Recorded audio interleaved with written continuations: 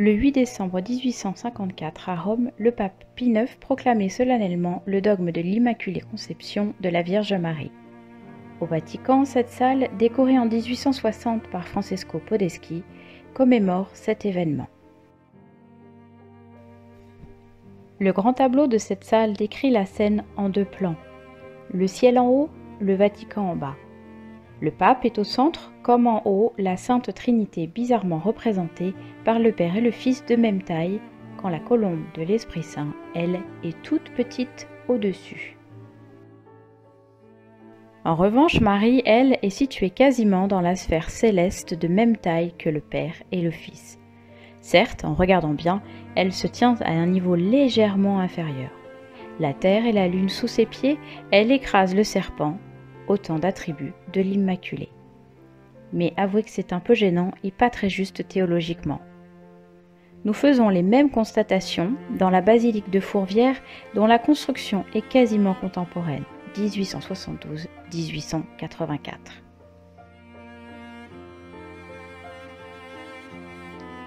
Voilà cette grande mosaïque, même composition et même surexaltation. Regardez, le pape et le Vatican sont surdimensionnés.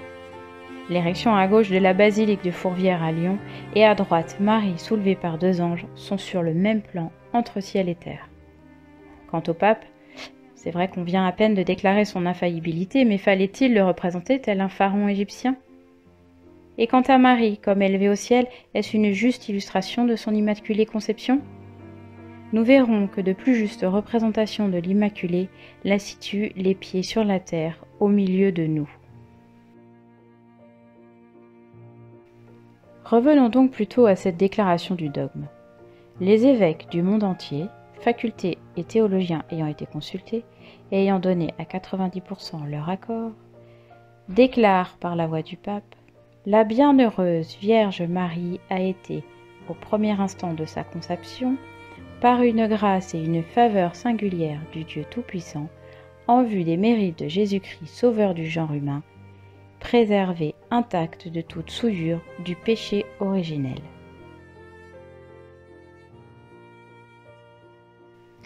Cette déclaration contient 3 affirmations qui seront notre guide tout au long de ce diaporama. Or, 4 ans seulement après cet événement, au cours de la 16e apparition de Marie à Lourdes, le 25 mars 1858, Bernadette Soubirous demande plusieurs fois à la dame de lui dire son nom.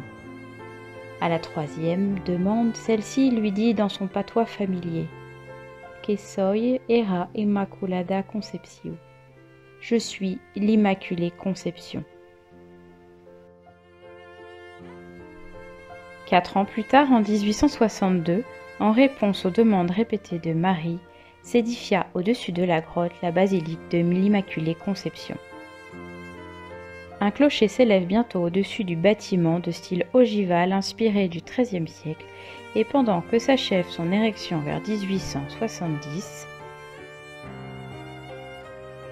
une rampe d'accès à la basilique est créée. Et très vite, voilà des cartes postales et des photomontages.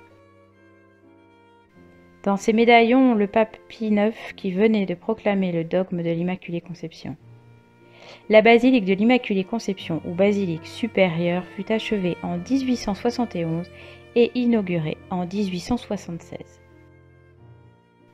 La basilique du Rosaire, les clochetons et les rampes d'accès depuis l'esplanade sont achevés en 1901. Ainsi, les deux événements, la promulgation du dogme de l'Immaculée Conception par le pape Pie IX en 1854 et la révélation faite par Marie à Bernadette à Lourdes en 1858, ont eu lieu à la fin du XIXe siècle à tout juste 4 ans d'intervalle.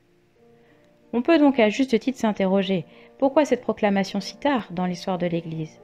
Que croyait-on pendant 19 siècles à propos de l'Immaculée? Que croit l'Église en proclamant l'Immaculée Conception? Depuis quand et comment les artistes représentent l'Immaculée Conception?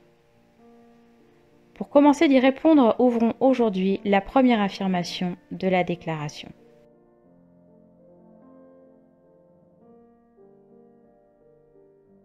La bienheureuse Vierge Marie a été au premier instant de sa conception. Le dogme de l'Immaculée Conception affirme donc qu'en Marie, ne se trouve nulle trace de péché dès sa conception dans le sein maternel. Bien que le Nouveau Testament n'en dise rien, la tradition nomme ses parents Anne et Joachim, de qui Marie est bien née, comme tout être humain d'un père et d'une mère.